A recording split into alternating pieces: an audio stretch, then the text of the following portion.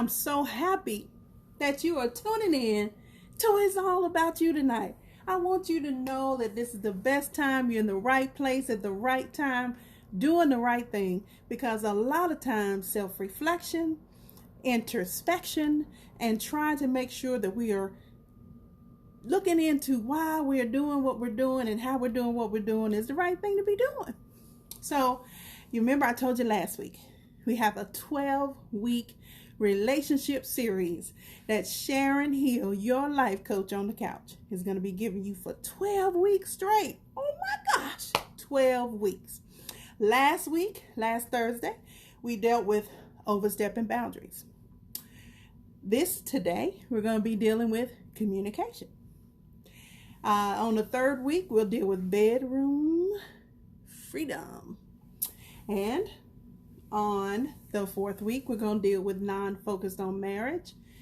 Fifth week, emotional cheating. Sixth week, money conflicts. Seventh week, non-appreciation for one another in a relationship. And we're going to go on and on and on. But you know I ain't going to keep it for 15 minutes. You know that I'm just going to give you some good information, because when it comes to a relationship and being in relationship with someone, communication is key. But sometimes we don't know how we should be communicating, what we need to do to communicate. And not only that, we aren't aware we aren't communicating. I'm telling you, it was such an epiphany to realize that when I thought I was communicating, I was not communicating.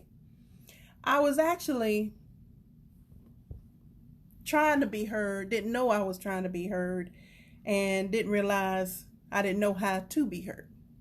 So I just wanted to let you guys know, with our particular communication topic tonight on 2 of 12 series for the relationships. We're going to teach you what language to choose when you're communicating in relationships. And we're going to teach you how to make sure the language that you choose have some guidelines. So I just wanted to let each of you know I'm excited as I try to make sure my screen is doing what it's supposed to be doing. So for some strange reason, it just wasn't. So I just needed to move it. So I did. Sometimes when you make a decision, you got to make a different decision right away. And you know, some of us get stuck in our decisions and we don't know, or feel trapped by some of our decisions, and we don't know that you really can make a different decision. So tonight is communication. So make sure you got your pad and make sure you got your pen, because you know Sharon gonna give you something good, and it's all about you life coaching tonight. Okay, so it's 8 o'clock. Let's get started. There is a certain language that you should choose when you're communicating that you may not be aware of. So what I'm wanting you to do is to make sure I give you those elements, because if I give you those elements, then at least you'll have some parameters before you get ready to communicate to go by. That way you can structure how you want to communicate with the person you need to communicate with, or your significant other, husband or spouse, or boo, you know, boo kitty, whoever it is for you. We want you to be able to make sure that you can communicate. All right. So the first element of communication in the language that you choose should be authentic. Now, authentic. It just means being yourself. It just means kind of letting your informal self show through. It means, you know, allowing people in, allowing them to get to know the intimate side of you. If you are fun and you actually have a comedic side of you, allow them to see that. If you are pretty much straight to the point and you like to tell it like it is, and like my grandma Gertrude used to say, it may hurt your feelings, but I told the truth. And as long as I'm telling the truth, then I'm doing everything I'm supposed to be doing. I'm like, Grandma, sometimes you do have to be concerned about the impact the truth is going to have. So sometimes, even though you're telling the truth, there is a way to tell the truth without it impacting someone in a negative way. So the first element of language that you should choose is authenticity. Making sure that you let people know if you're scared to have the conversation, and tell them that. Say, listen, I need to talk with you about something, but I'm afraid to have this conversation with you, and I need to have it. And I want you to give me space. I want you to be patient with me as I'm trying to get this out. I want you not to interrupt. I want you to, kind of let me get it out before you interrupt me, if you could, because it's already so hard for me to even have enough courage to have the conversation. But I do need to have it with you. Do you mind if we have this conversation? And as soon as you get it, yes, then be authentic. Be your true self and be able to communicate. So that's one element in being able to make sure that your language that you choose in communicating is going to be effective. Number 2, please be humble. Sometimes when we're scared, I don't know if y'all have ever done this, because I've done it plenty of times. When I'm scared, I have to muster up so much courage that it comes off as me being abrasive when I'm not really trying to be abrasive. I had to muster up so much courage to say what I needed to say that it comes off wrong.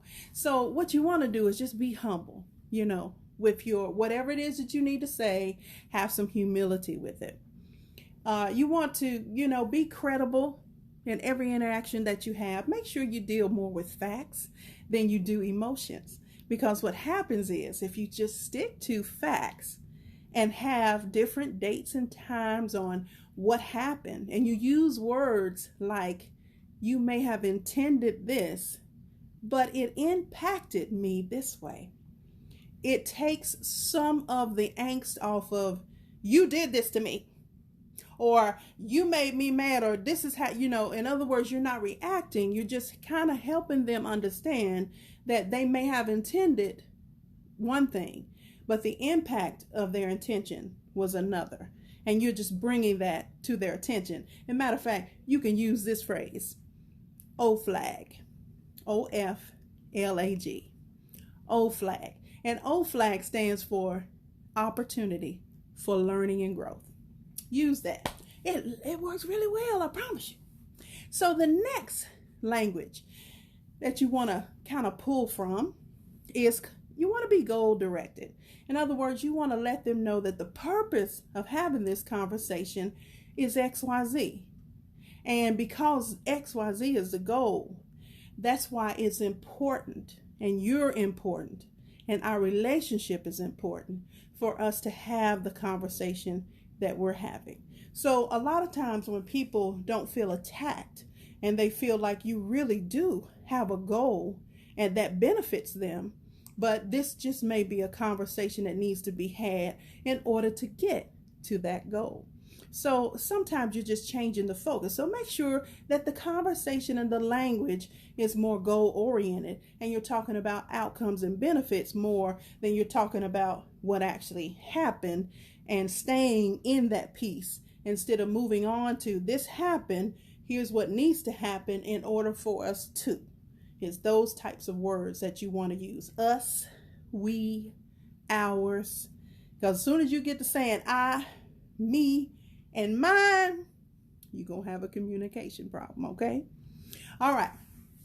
The next element that you want to put in your communication is, you want to be receiver oriented. In other words, everybody loves to talk and everybody wants to be heard, but you want to kind of, think of the other person, be other minded. And if you've never had the opportunity to put on the other person's shoes and then think about how they might be feeling and just say that to them, wow, it has a powerful impact. And it's called empathy. Like some of you right now, this is what empathy may look like. Some of us that are working and have been awarded administrative paid leave. We just found out that not only are you not going to get 100% of your pay, you're just going to get 2/3. And you still can't come back to work.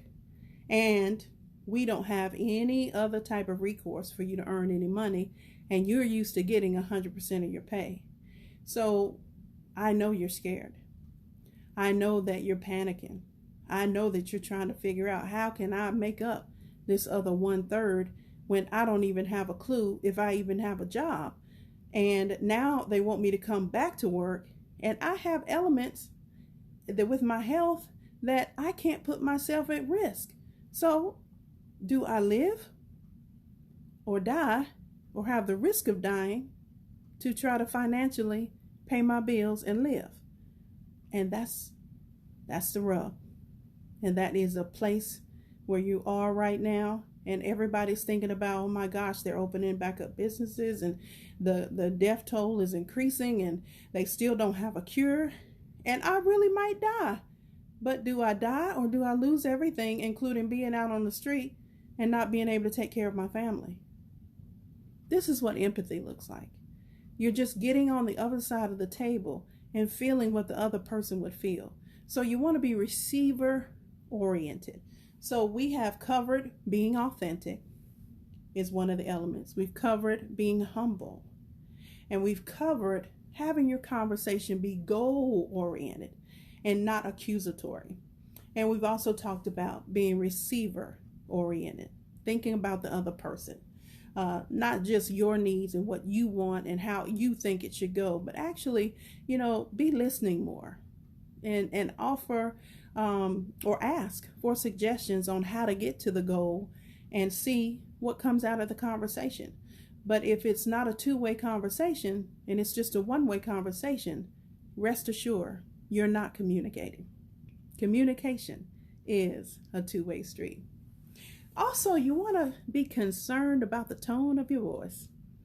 In communication, I promise you, there's a lot of ways to communicate. And when you're agitated and angry, the voice tends to be a little higher. The voice tends to be a little bit more direct. And I tell you, a lot of people just tune you out when it comes to yelling and screaming. They just do. They the minute that you're talking down to them, or the minute that you make them feel like they're less than, or the minute that you act like they are a child instead of a grown person that they're talking to, whenever disrespect is present, a person is going to tune you out. So just make sure that you have an appropriate tone. Make sure your body language is not aggressive. Make sure that you have an open body language. Make sure your arms aren't folded. Make sure your eyes have eye contact with people when you're talking to them. It lets them know that even when they're talking, you're engaged, that you actually are listening. Don't be on your phone. Don't ignore them. Don't go do 2 or 3 things, then come back to the conversation. That's very disrespectful. You just want to make sure that you are being considerate of everything that's being said so that they can consider everything you're saying. All right? So let's go back over your elements of your conversation and your language that you want to use when you're communicating. You want to be authentic. You want to, just make sure you're humble. Make sure that the conversation is goal-oriented instead of being accusing and regurgitating over and over and over what happened. You can state what happened, but make sure you're talking about what the goal is of where you're trying to get to, and ask for input on how to get there. Also, be receiver oriented. Make sure you're listening. Make sure that you can see their side of the story. Make sure you can have empathy. Try to presence how you think they might be feeling, and check in with them. Say, is that how you may feel? Is that, I just want to check in and see if what I'm saying is correct. They're either going to tell you yes or no, but at least they know you're trying to see their side of the story. And also make sure you have a good tone. And a lot of times when you have a caring tone, or a tone that lets a person know, I love you, when you're feeling love for them, even though they're talking and you're feeling love, do you know you can transfer a very loving energy to them and not even know it? You can transfer a smile to them. You can transfer good, positive energy, and they don't even know what's happened to them, but they can feel good about what's happening. So just know those types of elements can be present. And just know that you can be a wonderful, effective communicator. But sometimes there's some additional elements that you need to make sure are present when you communicate. So I wanted to remind you, last week we talked about overstepping some boundaries. This week was lack of communication and just talking about some elements that need to be present in your language in order for you to communicate better. And next week, we're going to be talking about bedroom freedom, baby. So that's a definitely cliffhanger for next week. So I'll see you guys next Thursday. You know I only keep you 15 minutes. And next Thursday at 8 o'clock, bedroom freedom is the topic. So make sure you tune in. I can't wait to see you then. Have a good night.